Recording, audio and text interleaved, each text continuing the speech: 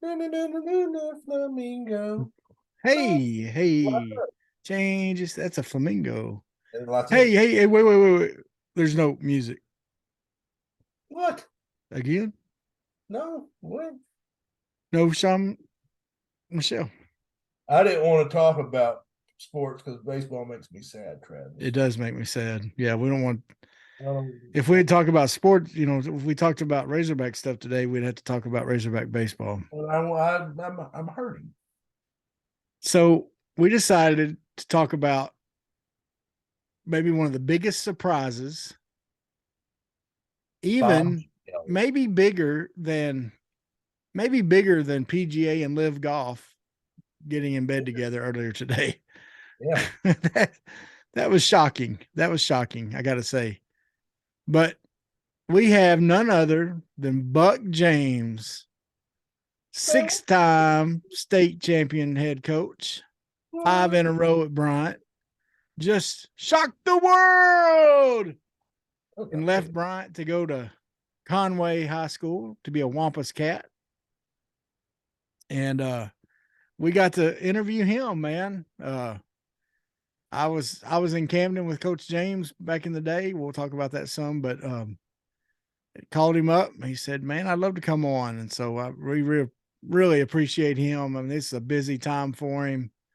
Man, he was on the news yesterday. You know, they were Channel 4 or somebody was interviewing him up in Conway, and he's been on a lot of other podcasts and radio shows, and we're thankful he decided to stop and talk to us. And I thought it was a great conversation. I thought so. And a lot of good football stuff. So if you're a football fan, football coach, there's a lot of good stuff. If you're in Conway, get to know your new coach a little better right here for Conway. Travis, we missed the chance to tell him that we're Paul Feinbaum's favorite podcast. Oh, we did forget to tell him that. Oh, well. I'll text him. Yeah, text him because that's a pretty big flex. That's right. He didn't know how to enjoy it. Like, share, subscribe. Available everywhere. That's right. You get your podcast. Share it with folks. Subscribe. Click like on YouTube and all that stuff. Helps everything. Leave some reviews, comments. And now, Buck James. 1, 2, 3, 4. You ever seen a lame man walk? Ever heard a dumb man talk? Never seen a blind man see? I promise you will change his thing. You ever seen a cancer dead? Ever seen all the poor get fed? Ever seen a prisoner set free? I promise you will change his thing.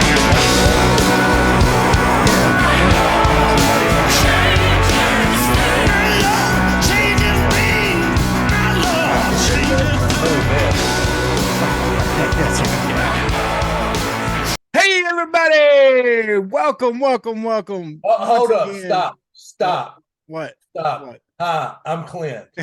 Hey, yeah. Anyway, that's enough out of you, buddy. Yes, welcome to the Big C Bigger T podcast. I'm Bigger T, Travis Johnson. That was Clint. We don't care much about him because we got a guest today. And Clint, we have coaching royalty with us. We do. We got future Arkansas Coaching Hall of Famer. I guess there's a place for that. I'm sure there'll be somewhere for that. Okay. Somewhere. No, don't make it. Now count it.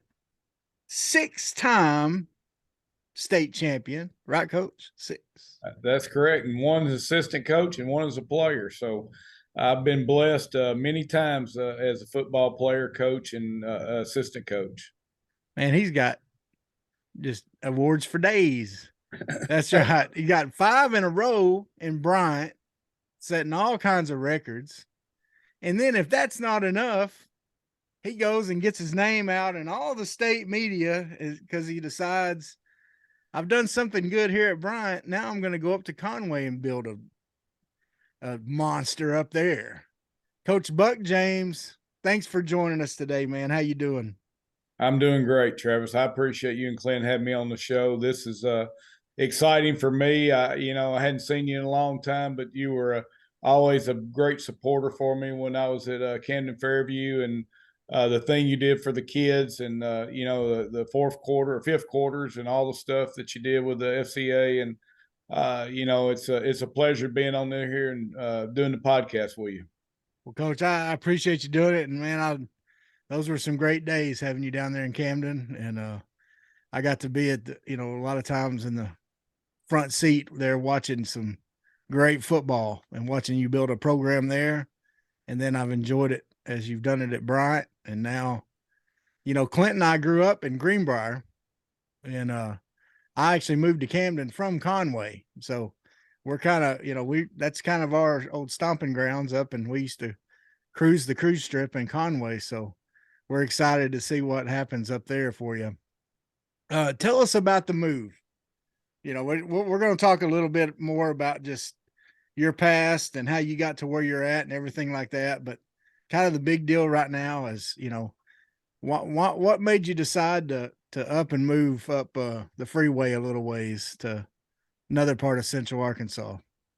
I think it was a challenge. I think Conway has a great program, and they've been really close, and they have some really talented players. They've had great coaches. What Kenny Smith's done, what Clint Ashcraft's done, then what Coach Fimple's done there is, they built a really rock solid program. Really nothing against Bryant. Bryant has, been tremendous for me. The kids have been outstanding. The parents have let us coach them.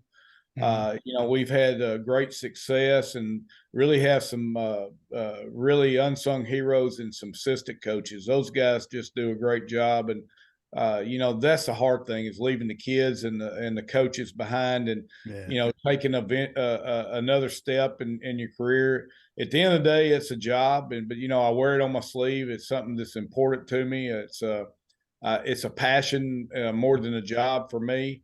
And I pour my heart into it. I want everything to be great for the kids, and I want to work with the parents. And it's a tough move, but I felt like it was an opportunity to try to better myself and give myself and my family a chance to prosper a little bit better and do some things that gives us a chance to live a little differently and work in a different place, and have different goals and ambitions. That's great. As someone that lives in Faulkner County, I know people are really excited about having you at Conway. Well, I'm excited to be there. I've only been there one day, and got to watch them go through 7-on-7 and a weight workout, and it's been like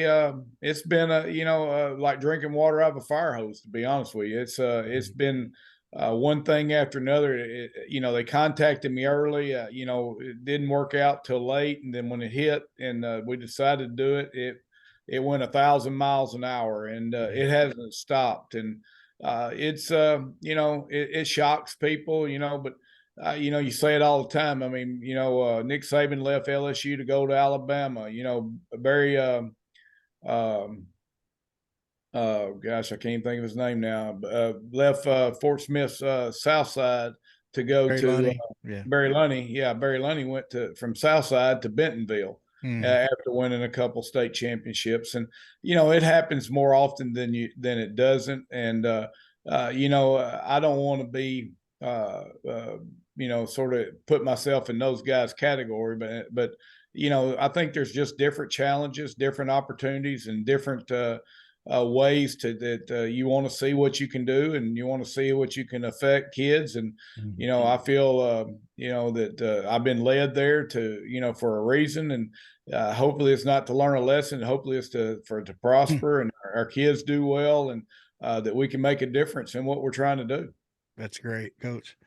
Well, I have no doubt, and we'll talk some more about the future in Conway a little bit later, but I want to kind of get your backstory a little bit. You grew up in Pine Bluff, right? That's correct. Now, what school did you go to? I graduated from Jefferson Prep, which is like Plasky Academy back in the day. We're very similar type school, and we won the state championship in 1981. I was always a Pine Bluff school guy, and had a chance to go out there and play there, and played with some great players. I played with some guys that have been lifelong friends, and We were able to win, like I said, a state championship in 1981, and it was really sort of continued on. I mean, we won one in '94 when I was at Monticello, and then we won one in 2012 at Camden Fairview, and then we've won the previous 5 state championships here at Bryant. So it's been a good run. Hopefully we can continue this run just a little bit longer. Yeah. Now, speaking of Monticello, did I hear Travis correct? Were you in fact a boll weevil? I was a boll weevil, and I played there from 1983 through '87. It was a great place. It was a great place for me. The coaches there were very impactful for me, and I played with a lot of guys that turned out to be great coaches, and I had a great coaching staff there that really cared about the kids. And they say it's nothing more evil than a damn boll weevil, and nobody knows exactly what it's like to play on a shoestring budget and in college football. They talk about all the money and the NIL deals and all that stuff. And, we ate peanut butter and jelly sandwiches on the way to a game. And so it was a great experience. It made me a tougher guy, and it gave me a chance to grow as a person and show me that the hard work and perseverance pays off in the long run. And I learned a lot of that when I was at UAM and playing football there. Now, when you were there, were you on the AIC championship team? No, they won it in '79. Okay. Was the time now the thing we did do is we never finished worse than third than when I was there. So I played on some pretty good teams. UCA was the king of the hill, and they had more money, more players. They got transfers in, but we played them a couple times, and within a touchdown of being able to beat them, and really a couple of them came down to who made a play. And so, it was a good experience. It was a very competitive league. It was a lot of high school Arkansas guys, and you got to play against guys that you heard about and read about and played against. The whole time you were in high school, and it was just a fun league, and it was really an extension of Arkansas high school football, to be honest with you. Yeah. No, and you did play with my old coach, Coach Mullins. Yeah, he was a senior when I was a freshman. Then I couldn't remember when he was there. We all knew that they'd won the AIC while he was there, and I thought it was his senior year, but apparently I was mistaken. I'm getting old, Coach James, so my memory ain't as good as it used to be. Yeah. He was a little bit older than I was, and so I was a redshirt guy. So, I didn't really was grace the field with him. I was just out there when he was there, and so he was a guy that is tough, hard nosed. He's a John Wayne football kind of guy. He's he coached that way, but he played that way as well. And Tom Farmer was on that team, who's up here in the mayor of Benton, and he was a longtime coach at Bryant, but that was a team full of really hard-nosed, tough guys. Yeah. Well, now not many people I'm scared of, but Steve Mullins is on that list. Yeah. I understand that. Yeah, I was afraid when we had him on the podcast that Clint was going to have to go run sprints or something. He was ready for Mullins just to tell him to take off, I think. Yeah, the man says ready, and blows a whistle, I'm taking off. Well, Coach, you got your start at you were assistant coach for, was it 14 years? Yeah, well, 12 years. 12 years. I was 12 years at Monticello. Then I was two years assistant at Little Rock Christian. So I was assistant coach for 14 years. But okay, I was worked for Johnny McMurray, and probably he is a Hall of Fame high school football coach. He was inducted a few years ago, I think in 2014. But the guy was ahead of his time. He was a visionary. He was an unbelievable weight room guy. He was a developer of young men. He made kids tough. They got them play hard. He had great discipline. He taught great discipline, and I've really sort of molded my career after his lead in a lot of ways. And Carl Preston and Tommy Barnes and Larry Stanley at UAM, they were tough guys, and I learned a lot of football from as a older teenager or young adult. from those men who really set the platform of really a winning chemistry of what it takes to be a coach that really cares about their kids, but will push them to the point of whatever it takes to be successful and on and off the field. And we win some battles on that, we lose some battles on that, but we think that kids are better after they play. They're tougher. They make good husbands. They make good fathers. They're good workers in their business, and that's our ultimate goal is trying to make kids be better than they think they can be. Yeah. Now from there, you went to was Star City your first head coaching job? Yeah, Star City was my first head coaching job, and that was a lot very similar to this job. I took it in about the same time of the year. It was in June. When I took the job, and it was the adjustment of going from being assistant coach to being the head coach was again like drinking water out of a fire hose. But the first year was our worst year. We went 6-4, and then the next 4 years we won 10 games or better. And I think I learned a lot in that era, and that was different kind of football, and where you had to play guys both ways, and you had to you really had guys that were great athletes, and you had guys who weren't great athletes but were good football players. And the development, the strength in the weight room, and all that stuff sort of set the groundwork for really my future success in what I've been trying to do, because those guys were willing to buy in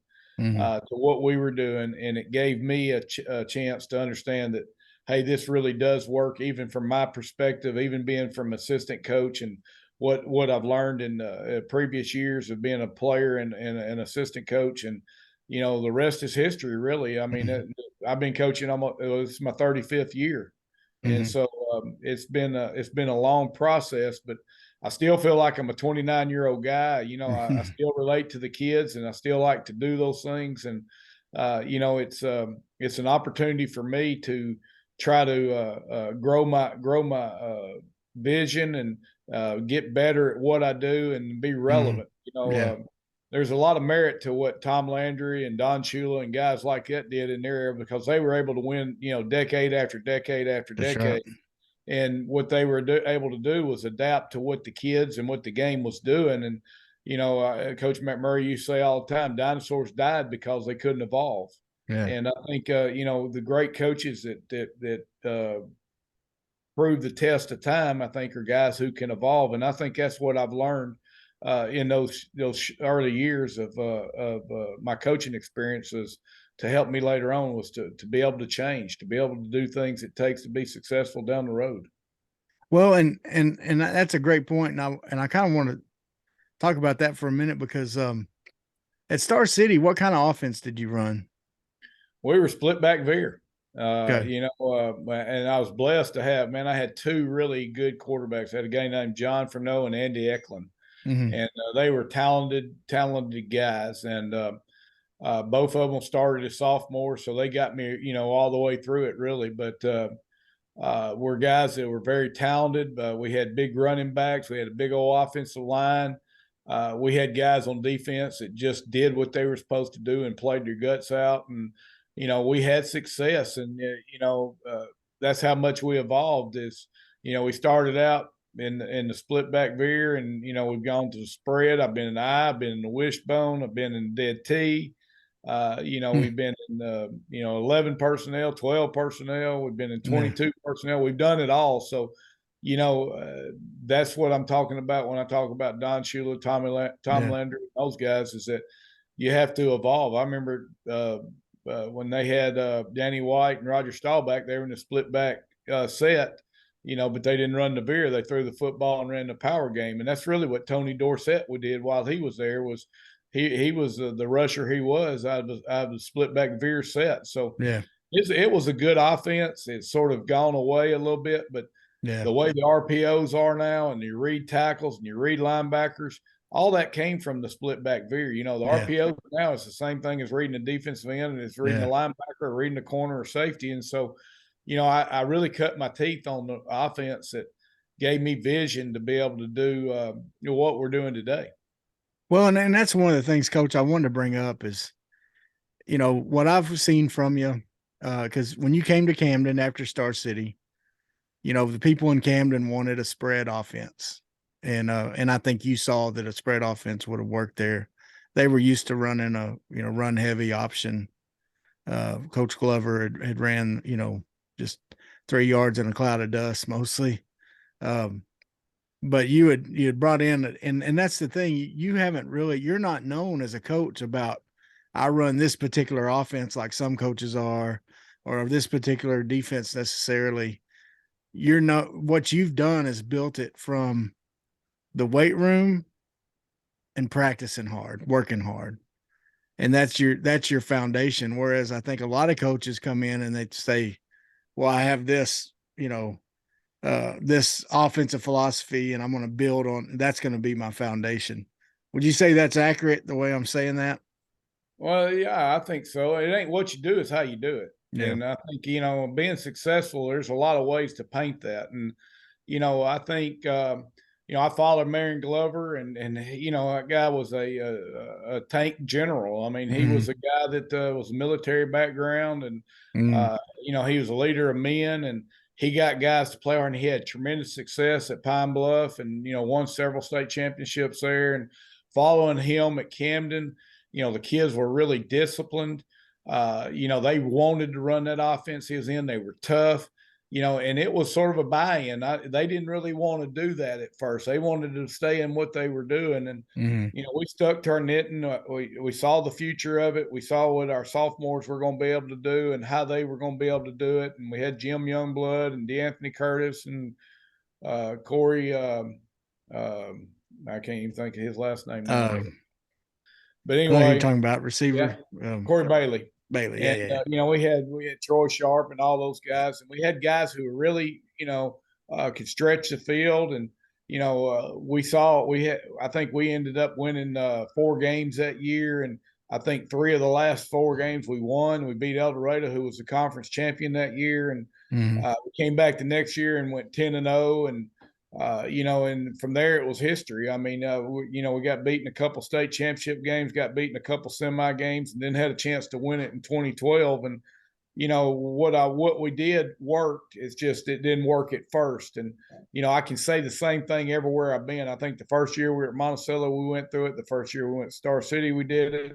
Then when I went to Camden Fairview, that was our worst year. And then, I went to Bryant and I learned. I cut my nose off, spiked my face some at those other places, and we ended up winning 9 games the first year and made it to the semifinals. And that was the first time that a Bryant team had ever been past the second round or won a second round game. And so we had a little bit of success. It carried over into the next couple of years, and then, we were able to get on a win streak. I mean, I think we won 53 or 4 games in a row. We won 5 state championships.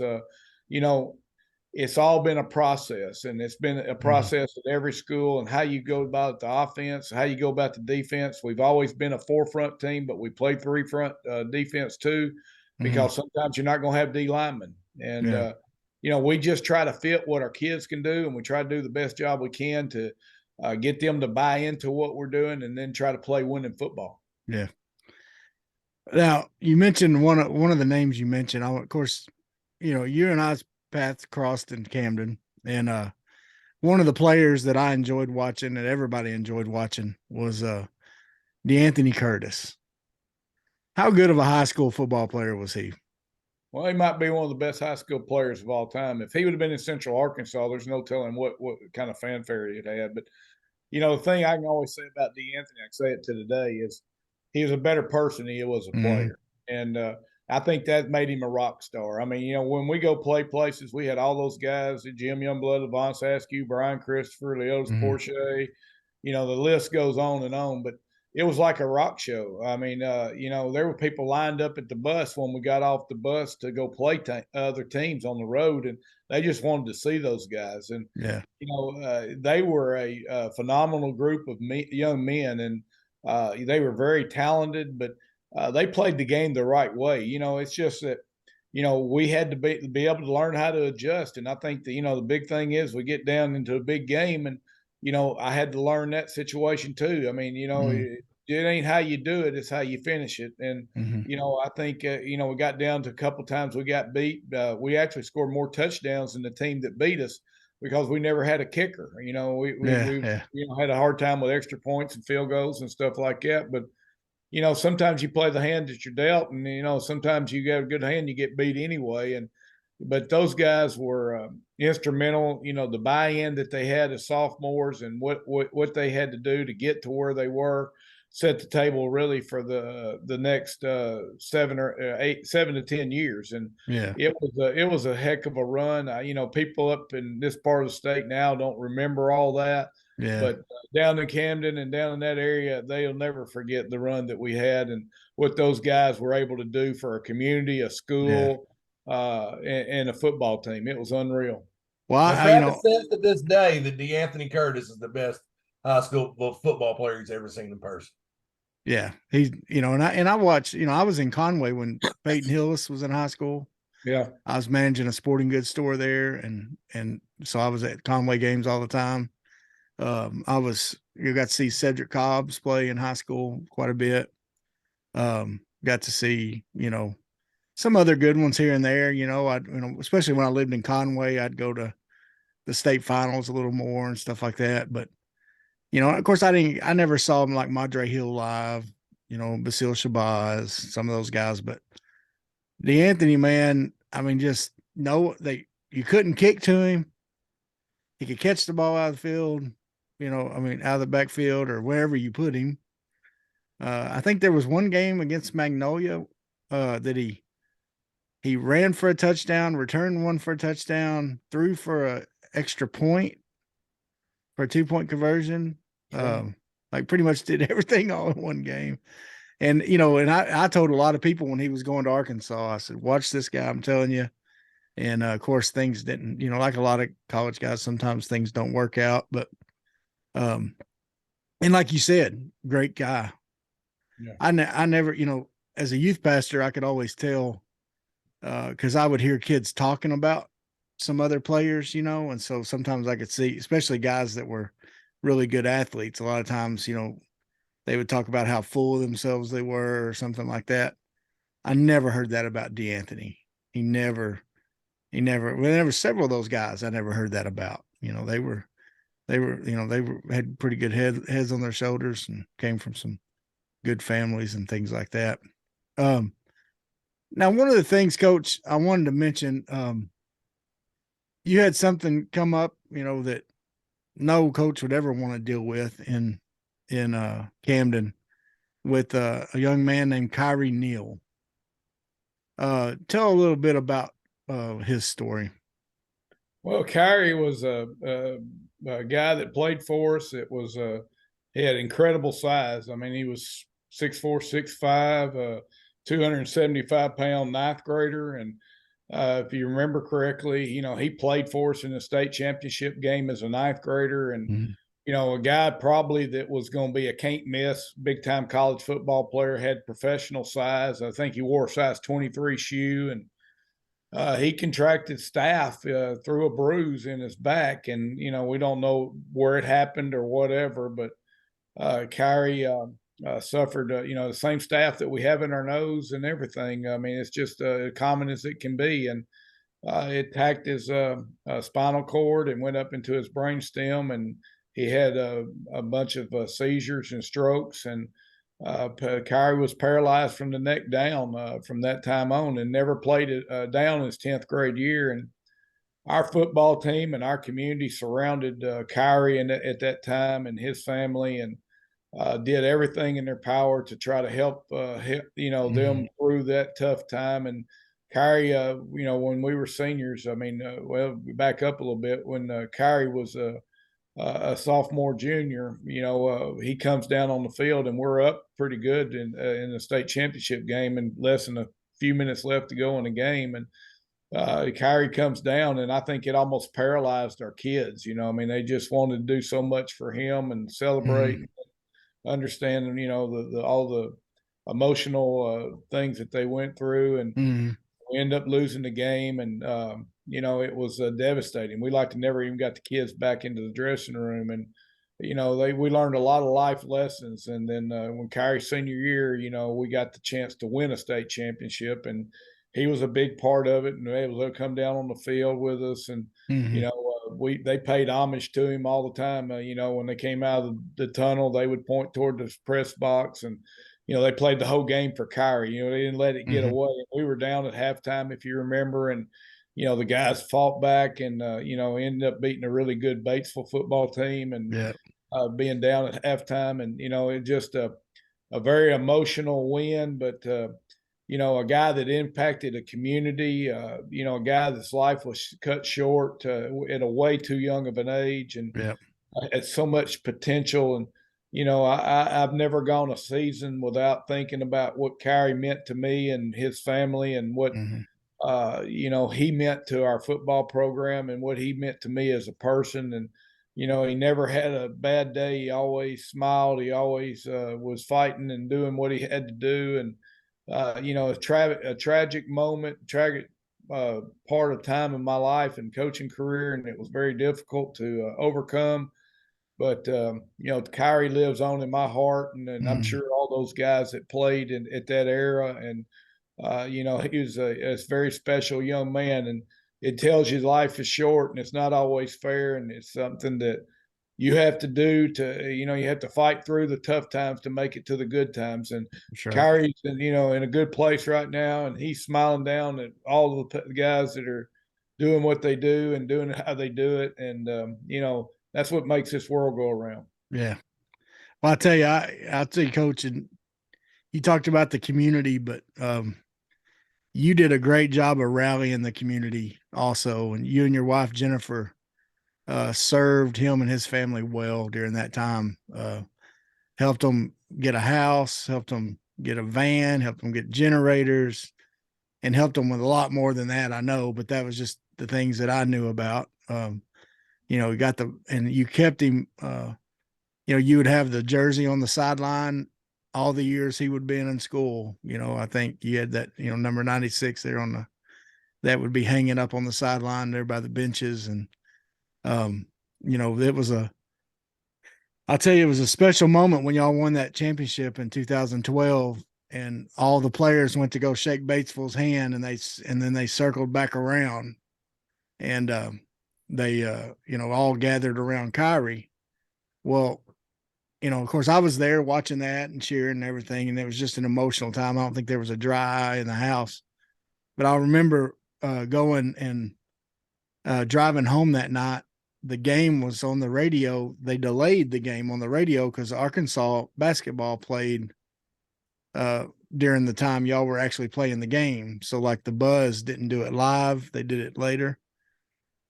And I remember Trey Shapp and whoever was Bob White or whoever was helping him call the game, when they saw, as they're calling it, they saw the players go around Kyrie, and they just shut up because they were bawling too. They just couldn't take it. And that was just a special time to not only win that championship, but to win it in what would have been his senior year.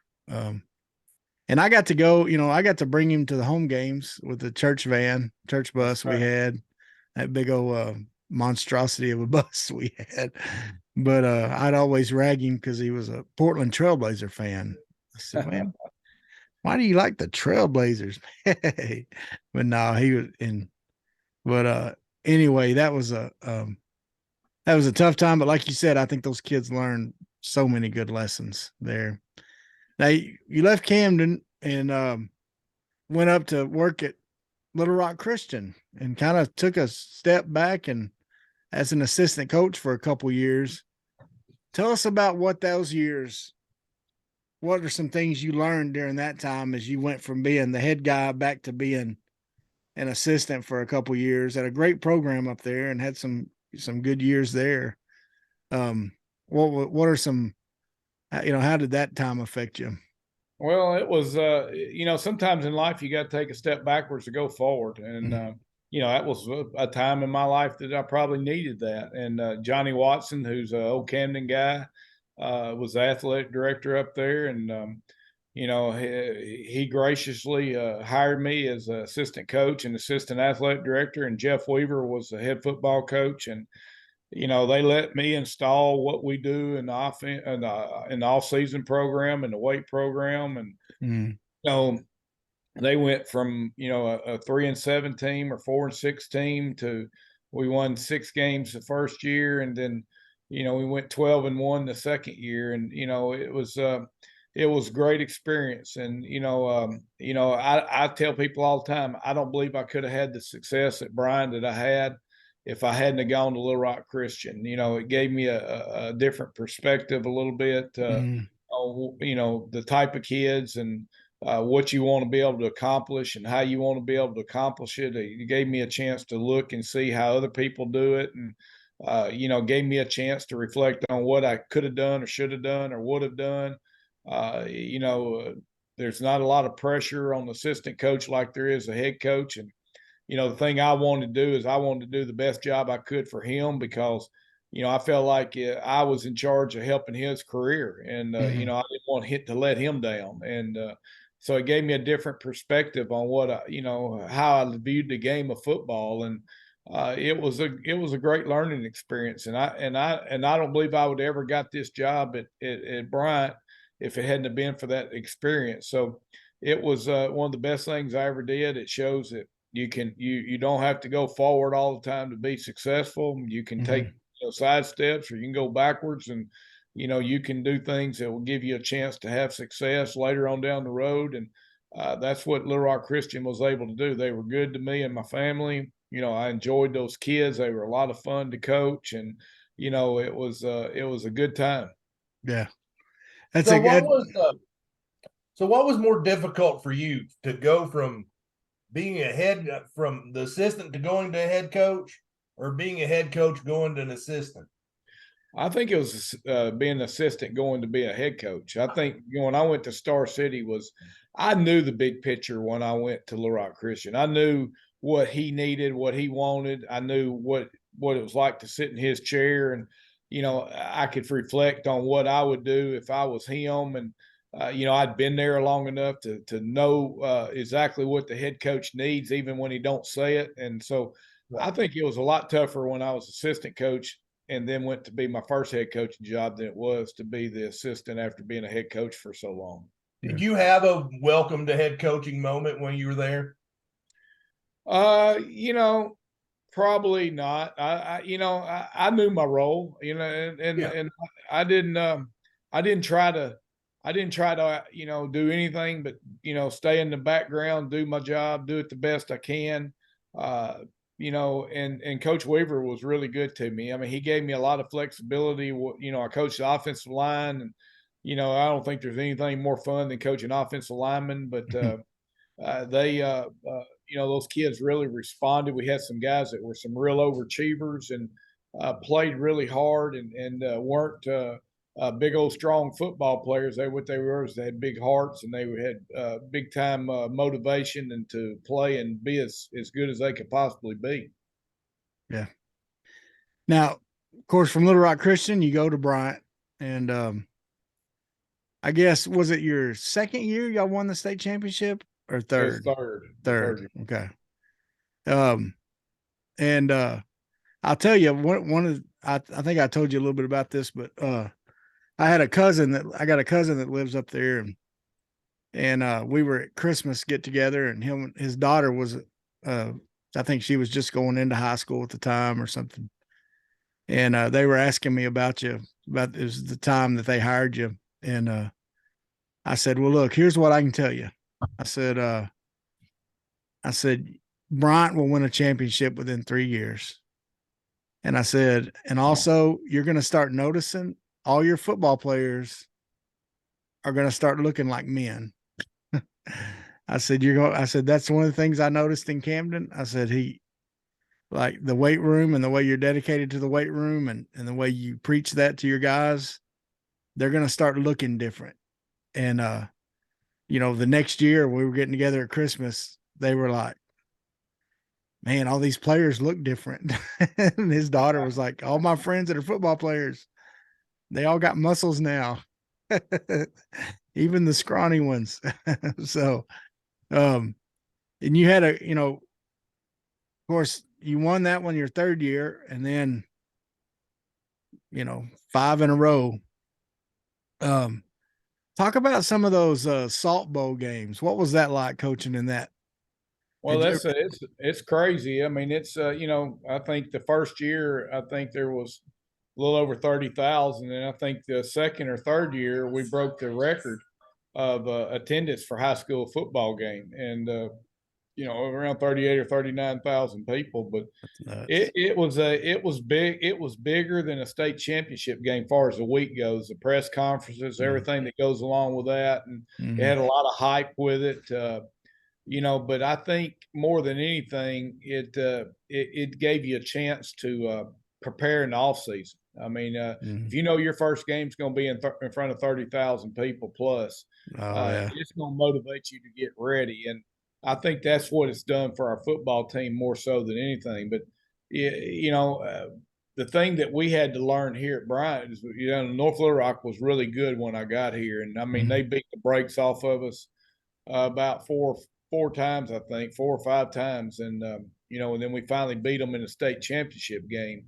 And we got better every time. I mean, the first 2 times we played them, they beat us an inch of our life, and made us like it and ran the score up and everything that they could do to beat us. And then, as we grew, our kids kept chopping, kept chopping the wood, and that was a huge moment when we were able to beat them in the state championship game because we hadn't been close in years. And so, it taught our kids perseverance, hard work, dedication to what you're doing, gives you a chance to be successful. And, I think those are things that, that I can take away from Bryant is that the kids never gave up. They never quit fighting. They never quit trying to get better. They worked their tails off. And they won, they won in big games. They showed up in big games. They played really well in big games. I always say big time players make big time plays in big time games. And, that's the difference in championships and guys who win a lot of games. And champions find a way to get it done. And if you look over the history of football, or whether it's in high school, college, or pro, there's guys that are willing to do what nobody else is willing to do what they got to do to get it done. And I think that's what, these kids did here. And, like I said, there's a lot of coaches that are involved in this, assistant coaches, and, a lot of parents that let us coach the kids. I can't say that enough. It's everywhere I've been, the parents have let us coach their kids. I know sometimes they go home and shake their heads and go, this guy's the craziest thing I've ever met in my life. I can't believe this is happening like this. And, they get upset or mad or whatever. But, my motto's always been sort of be comfortable being uncomfortable. Try to be the best. We talked about 212 and, what the difference in,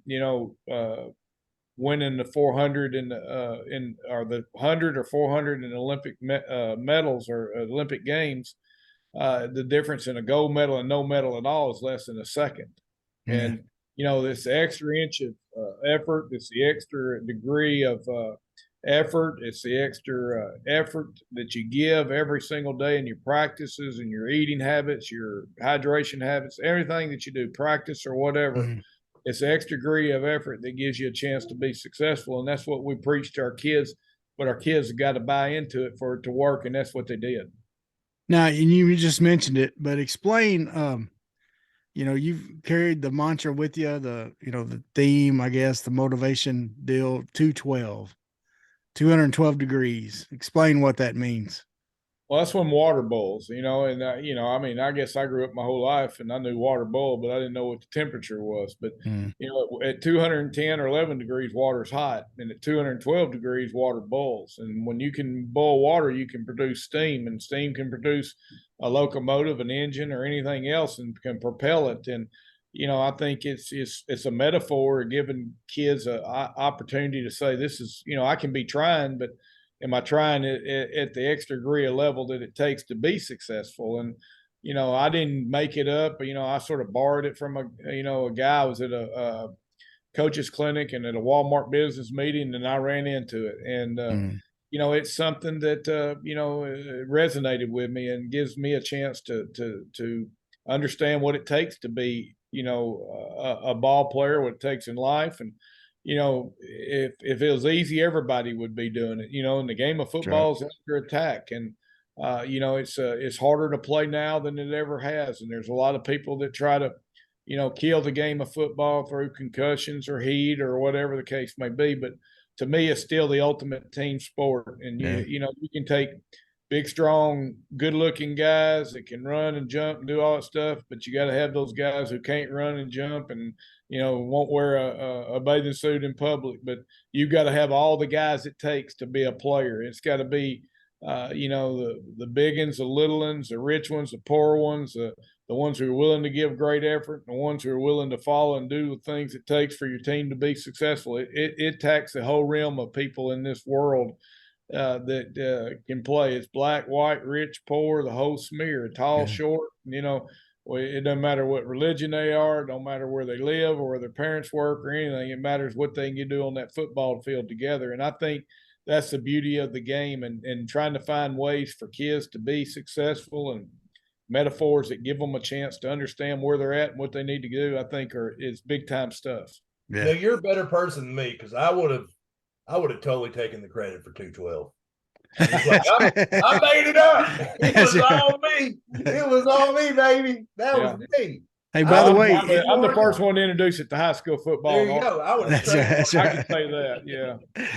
That's kind of like preachers. We get all of our stuff from other people too. So now, Travis, hey, I was thinking back, whenever he was at Camden, why didn't you try to come in and kick for him? Well, you tell him about your kicking. My man here made a 20-yard field goal once, Coach. At 23 yards. 23, I'm sorry. I think I've heard that story. I was I'm pretty sure it's 19, but he says it's 23. I think he's added on 4 yards. Yeah. That's good stuff. And I only made it because my coach threatened my life before I made it. Have you ever threatened a kicker's life before, Coach? Well, if you ask him, probably yeah, but I don't. Coach Buckner, I think Bill Buckner. I coached with him at Little Rock Christian. Oh, there you go. Yeah. Yeah. Well, he grabbed me by the face mask and he looked me in the eye because I just kicked extra points and I was just a punch through. But this was on the left hash mark. It's like a 23-yarder. We're playing Dardanelle to it was at the time we were tied for conference champion. And he grabbed me by the face mask and he said, "Are you going to make it?" I said, "Yeah, yes, sir." He said, "If you don't, I'm going to kill you." I was like, okay, it's got to go through. But it just barely went through. But anyway, clear the crossbar about that much. That's right. Well, Coach, one of the things too and me and you talked about this on the phone the other day, but I wanted to bring it up. Well, first of all, when you're going to Conway, are you? I know you're kind of getting there late now. Are you mainly keeping your coaching staff that they have in place, or is there some spots you're going to fill there, or does that still kind of wait and see on some of that? Well, some of it is. Coach Richardson, who was a receiver coach, just took the head job at Little Rock Central. Oh, wow. Okay. I have a receiver or a coaching position open, and this is the first. I mean, this is the first time I've gone in somewhere, and I don't get to take a lot of guys. And I told those guys I want them to be successful. I want to work with them. I want them to adapt and me adapt to what they're doing. I'm willing to learn their offense, learn their defense. And I told them, I might put my stamp on it or my, a curvature or something about it. But for the most part, they've been playing good football. X's and O's are what they are. We just got to make good decisions. We got to know what we're going to do, when we're going to do it, and how we're going to do it. And then play great defense and be strong in the kicking game and give our kids a chance to be successful. And, and I want them to be successful. They all got families. This more than a job. They've got, houses, they got kids in school, their wives have got jobs, and, it's huge for them too. And I want them to be comfortable trying to do what we do and us work together and give us a chance to be successful. And, that's really what I'm trying to do. And I've learned a lot over the years, but I want these guys to be successful, and I want them to stick, you know, to the plan that what they want to do is in their career and what they've been trying to strive for, and just try to make it better altogether. Well, and that's one of the things I wanted to bring up. You've done a really great job that I've seen, and I haven't watched it Bryant quite as close, of course, but I know in Camden you did a great job of bringing in some young guys that were hungry and that were just some great coaches. And my favorite example was Coach Burnett, who's now the head coach at Hot Springs and turning that team around at a, you know, what a lot of people would say would have been a tough place to turn a team around. And he's doing a great job there. Of course, with the assist from Mackenzie James, your son now. But you know, I remember in Camden, you know, you were needing a defensive coordinator. And I think in 2011, your defensive backs were kind of a weak spot. They were, you know, their teams would just kind of, you had some short corners and they'd just throw it up on them. And that was kind of a tough spot for you. And you ended up needing a defensive coordinator. And I thought, okay, he's going to go get somebody, you know, like one of the best coordinators from, you know, 3A or 4A or something like that and bring them up.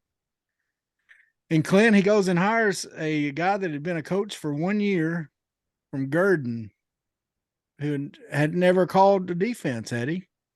No, he hadn't. He'd been a defensive back coach, and the head coach was the defensive coordinator. But you know, Coach Burnett, you know, speaks for itself. I mean, he changed the whole culture of our program.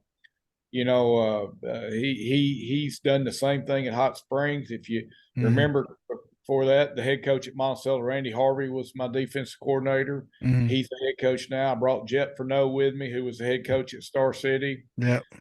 Then I brought Robert Hooks in, and he's the head coach at West Memphis. And he was fresh out of college when you got him, wasn't he? All those guys were young, and you know, really, that's what I've done everywhere I've ever been. You know, is I've hired young guys that want to work and want to do it, and that's the way my staff is sort of made up here. You know, I hired Julian Jones as my receiver coach. He's offensive coordinator now. He played for me at Star City, and you know, Quad Sanders was never coached a high school down in his life, and I hired him as my defense coordinator, and we won 5 state championships with him. He got the head coaching job at Jonesboro, and then when I left, he hired him back here at Bryan as the head coach. And so his first head coaching job took me 27 years to get, and he got it in assistant job in 5 years. And you know, so I've got about, you know, 7, 8 guys that coach for me over the career, you know, over my career that were young coaches, up and comers, and they all been head coaches. And, you know, I'm as proud of that as I am anything else. I've got some really good coaches here. My defensive line coach, BJ Schuler, I hired him straight out of college. He had student taught at Fayetteville High School, and, you know, lo and behold, he's won 7 state championships in a row as assistant coach. And so, you know, I mean, it's, you know, like I said, there's a lot of ways to skin the cat, but you know, you can do it any way you want to if you're willing to work hard, persevere, and learn, and be able to adjust. And that's what we want out of our assistant coaches. Yeah.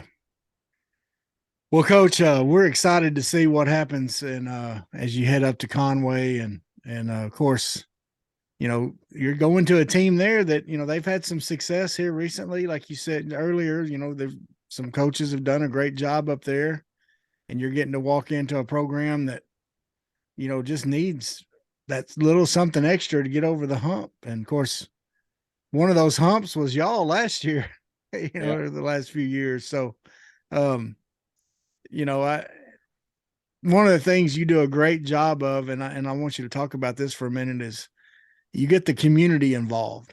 You do a great job of not only getting the parents, but the community, the businesses, churches, and all that involved. Talk about how important that is for the football program.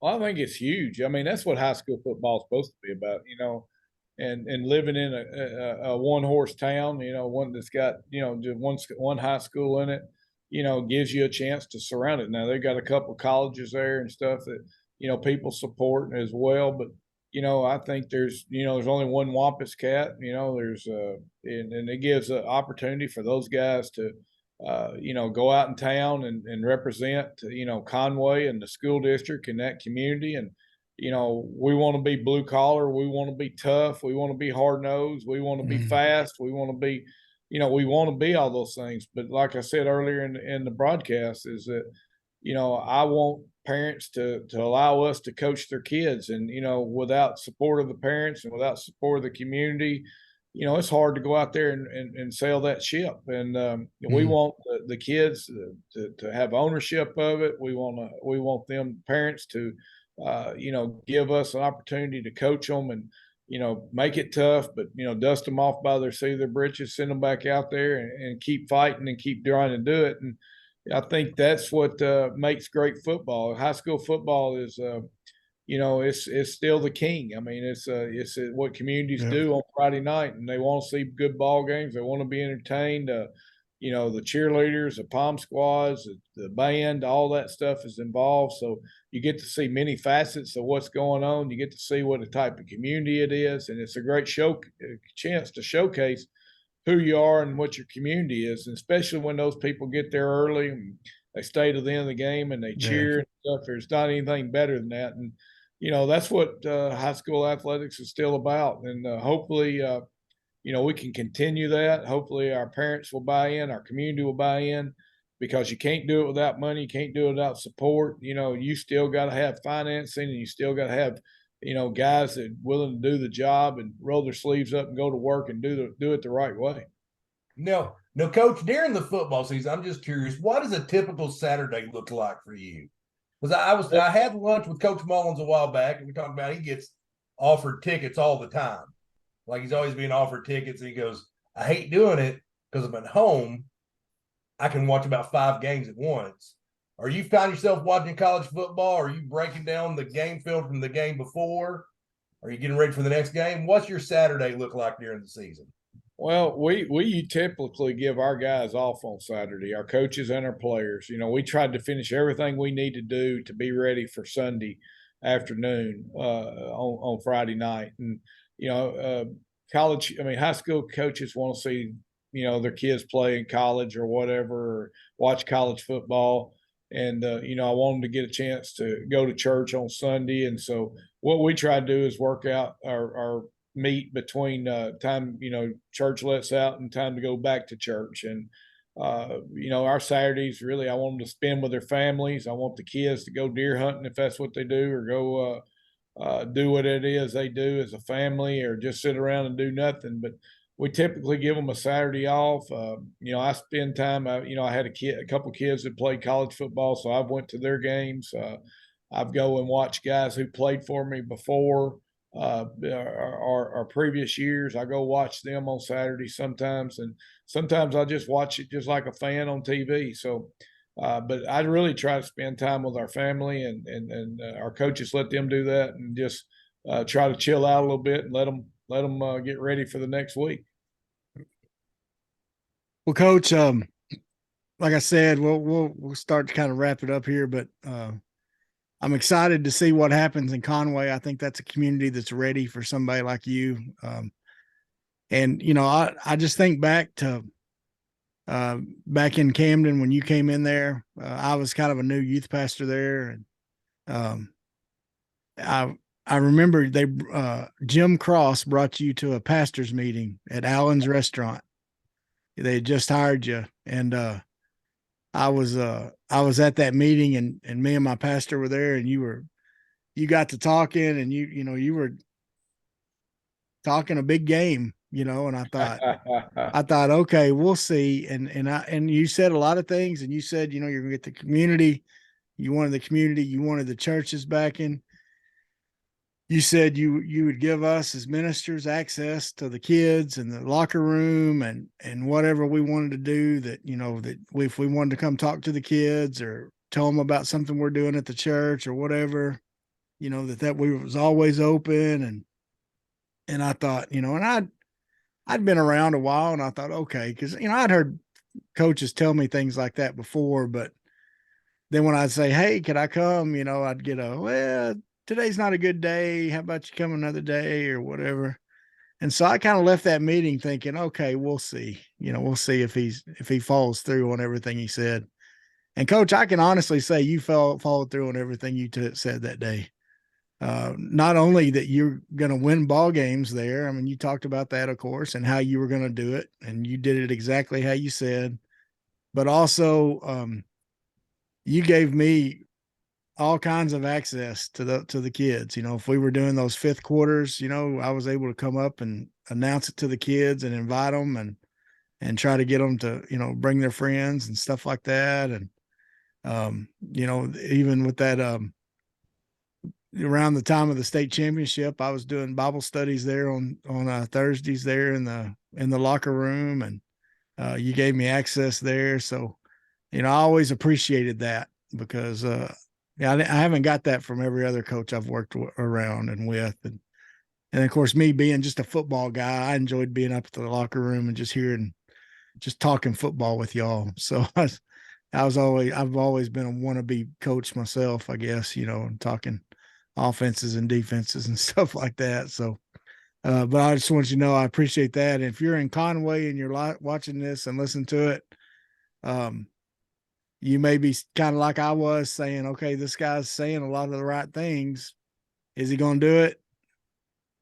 I've seen him do it. He follows through, and he's not just blowing smoke. I can guarantee you that. So appreciate you on that, Coach. And I know Conway, the Wampus Cats. By the way, do you know what a Wampus Cat is? Have you learned that? I have. It's a 6-legged cat, and 4 legs are for running, 2 of them are for fighting. That's right. That's right. That's what I'm told. That's right. Mythological cat. That's right. Mythological cat. Hashtag 6 legs. Yeah, that's right. It was trending with the kids. That's right. Well, I guess so. Houston Nutt, was famous for saying there's a lot of other mascots. There's only one hog. Well, there ain't many Wampus Cats either. So that's there's one other one, I think, in Idaho or something like that. Is there really? Yeah. But, to go back to what you said, Travis, we do the same things here at Bryant that we did in Camden. That we hadn't changed anything, and we have some unbelievable churches and pastors and youth pastors that have done an incredible job. And that we have one church that's given us 50,000 peanut butter and jelly sandwiches in the last 7 years, and wow, it's crazy. The support that we get from those men and everything. And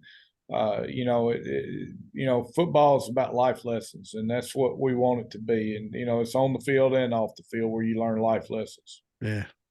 Well, tell why you get those peanut butter sandwiches. Well, we want them to eat.